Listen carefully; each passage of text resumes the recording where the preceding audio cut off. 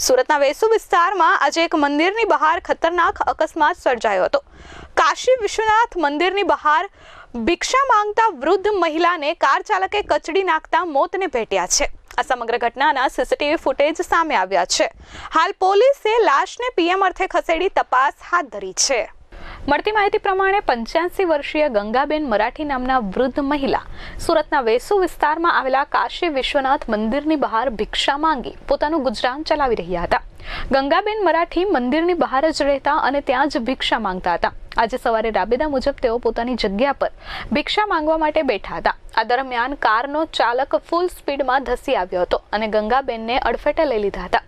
Car ચાલક turn લઈને આવતાની સાથે જ સ્ટીયરિંગ પરથી કાબુ ગુમાવતા ફૂલ સ્પીડમાં મંદિરના ગેટની બહાર ભિક્ષા માંગી રહેલા ગંગાબેનને અડફેટે લીધા હતા।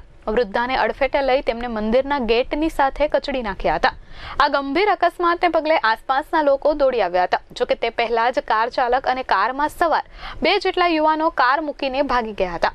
આ અકસ્માતમાં ગંગાબેન ગંભીર રીતે ઈજાગ્રસ્ત થયા હોવા છતાં પણ કાર ચાલકોએ માનવતા ન દાખવી ફરાર થઈ ગયા હતા। અકસ્માતને પગલે દોડી આવેલા લોકો દ્વારા ગંગાબેનને તાત્કાલિક સારવાર અર્થે સિવિલ હોસ્પિટલ ખસેડવામાં આવ્યા હતા, જ્યાં ટૂંકી સારવાર દરમિયાન ગંગાબેનનું મોત નિપજ્યું છે।